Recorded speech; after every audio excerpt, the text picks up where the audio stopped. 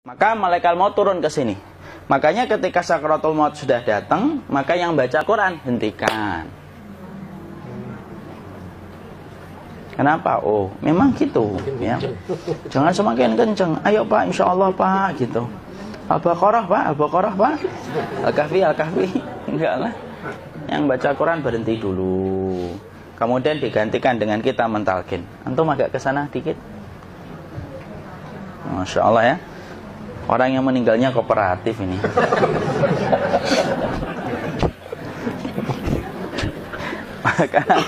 maka agak ke sini ya.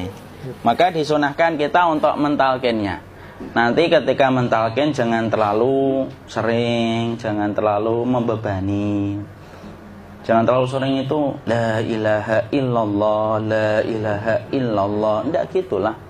Berat nanti dia ngerasakan. Di situ Imam Qurtubi juga menyampaikan, jangan terlalu sering karena itu memberatkan dadanya.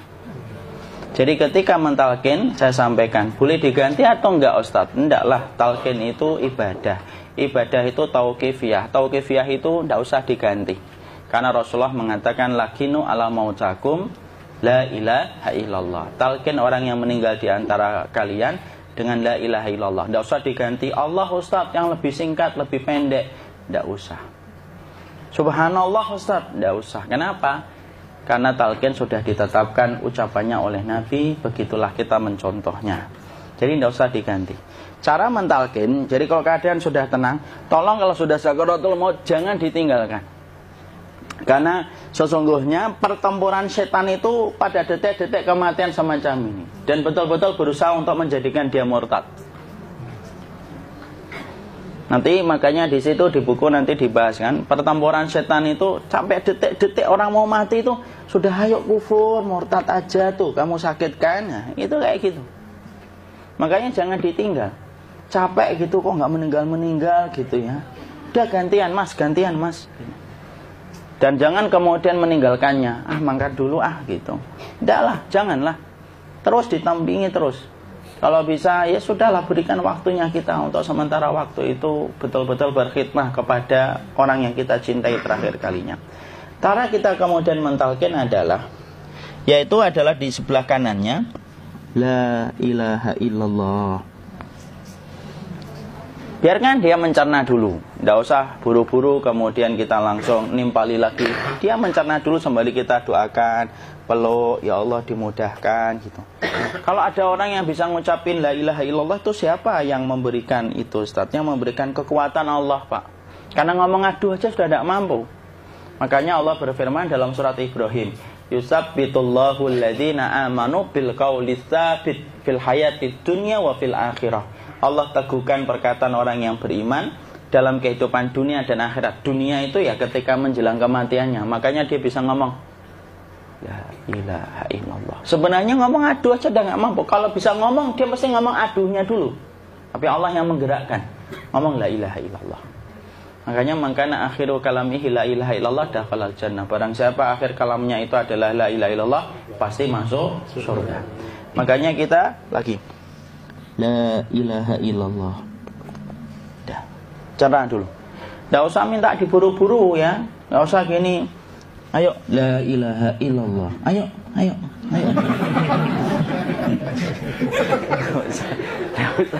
Enggak usah gitu. Ya, biarkan dia pelan-pelan gitu. Ayo tapak, ya Allah capek saya Pak. Enggak usah gitu. Ya, ucapkan la ilaha illallah. Kemudian dia mencerna.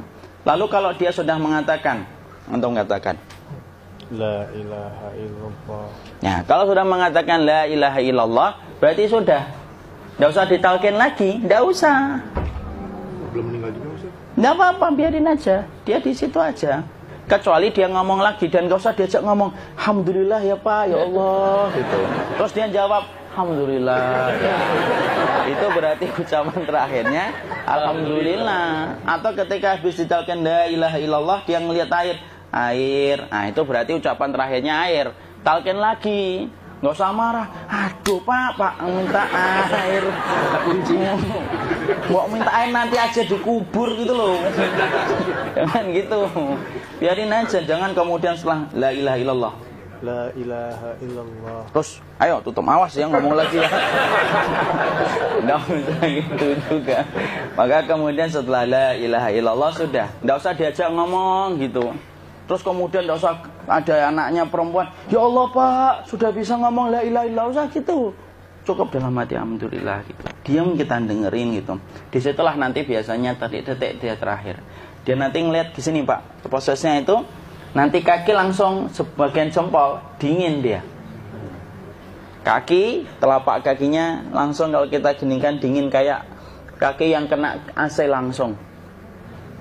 Kemudian dia langsung ningkup gini. Dikit dia, mulai kaku dia. Atau kalau enggak, gini dia. Langsung kayak jatuh. Kayak kepala nanti yang paling terakhir, kepala itu pasti ada gerakannya Pak. Ini meninggal itu. Pasti gitu. Pasti gitu. Karena apa? Sudah tidak ada beban ruh yang menahannya. Ya, cabut ya, set pelan, maka kemudian malaikat itu. Tapi tetap sakit lah. Walaupun dikatakan ringan, tetap sakit. Maka kemudian sakit gitu. Set ngelewatin sini. Jantung kemudian sudah tidak berfungsi. Kemudian ginjal Pak, ngelewatin ginjal tidak berfungsi. Bapak bayangkan kan, kalau yang pernah sakit batu ginjal Pak, sepakat nggak kalau kita batu ginjal itu sakitnya luar biasa Pak? Itu baru titik batu kecil di ginjal. Kita bisa bayangkan tiba-tiba ginjal tidak berfungsi. Sakitnya kayak apa Pak?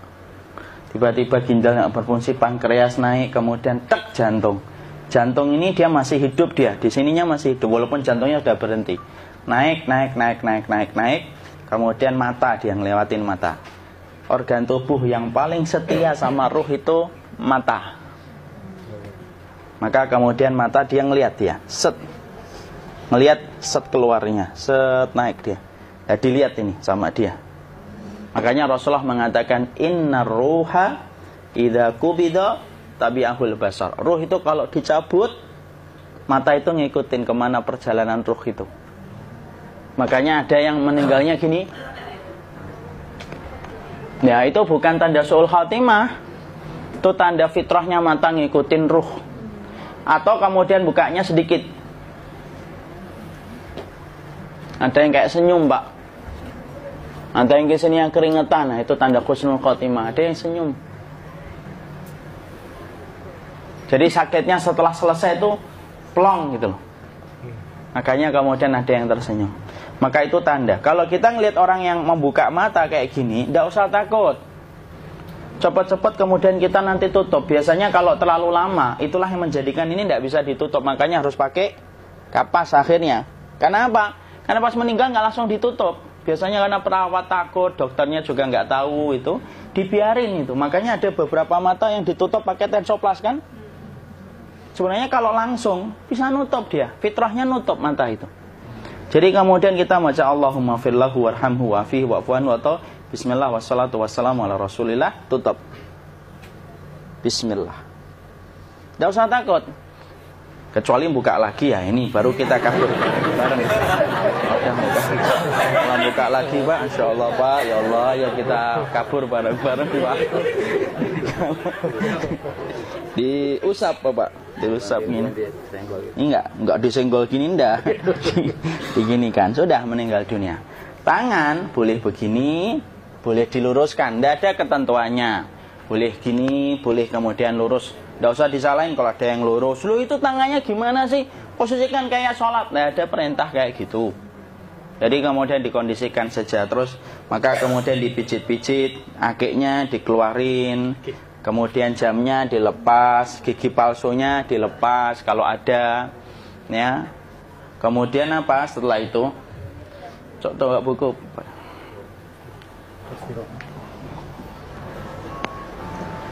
Kemudian kalau bisa awal-awal, kemudian taruh buku atau sesuatu yang agak berat di perutnya ketika baru meninggal dunia.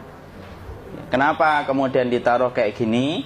Bukan apa-apa, supaya membantu sisa-sisa pencernaan dia untuk keluar. Nanti Pak, biasanya kalau kita taruh agak yang berat gini, atau kemudian kita gini-gini kan, ini udah makan belum Maki? Udah makan belum makan kok udah gede ya? Maka pencet-pencet kayak gini biasanya nanti ketika dimandikan, nah pas dimandikan diginikan saja. Aduh. Nah ini dia sudah keluar di belakang, dia gini. Terus nanti keluar dia. Nah ini keluar langsung di belakangnya. Dan memperlakukan orang kalau sudah meninggal dunia itu yang lembut gitu. Kenapa? Inna kasra admil mayyiti kakasri admil hayyi. Mematakan tulangnya ketika orang sudah meninggal dunia itu lebih dia rasakan sakit ketika mati daripada ketika masih hidup. Tuh Islam itu sampai sama orang mukmin itu kalau sudah meninggal aja sampai selembut itu. Kok hidup kasar itu kebangetan dia jadi orang itu. Sampai orang mati itu kemudian disuruh yang lembut. Kalau ada aib disuruh nutup, tidak boleh diceritain. Misalkan di belakangnya beliau ini ada tompel, gagah-gagah tompelnya gede gitu. Tidak boleh cerita, Masya Allah loh. Sampai segitunya sunnah itu ngajarin kita untuk nutup aib. Kalau ada orang belajar sunnah sukanya buka aib, nyari-nyari kesalahan orang, sunnah yang mana dia pelajari itu saya bingung. Makanya kemudian gini, setelah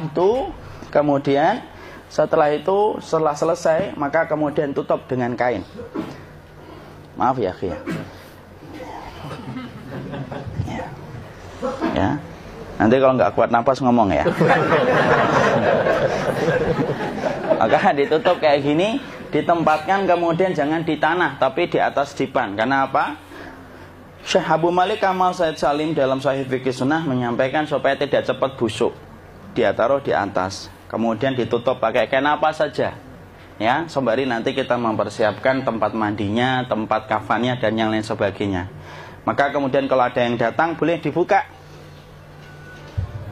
Kemudian kita mencium ininya apa? Kemudian keningnya. Kemudian kita berdoa, nutup lagi kayak Rasulullah ditutup, kemudian yang datang terakhir itu salah satunya Abu Bakar. Dibuka kemudian beliau, ya Allah ya Rasulullah, engkau adalah orang yang percaya hidup dan matimu, dan tidak mungkin Allah itu mematikan engkau 2 kali ya Rasulullah. Maka kemudian ditutup kembali. Saat itu para sahabat dalam keadaan mendung semuanya. Maka disitulah kita lakukan kayak gini. Ditutup gini Ustaz ya. Kasihan tidak bisa napas, insya Allah tidak butuh nafas lagi. Jadi kemudian kita semacam ini kita persiapkan apa yang bisa kita lakukan. Nah itulah proses kematian dari sakit, sakaratul maut sampai kematian.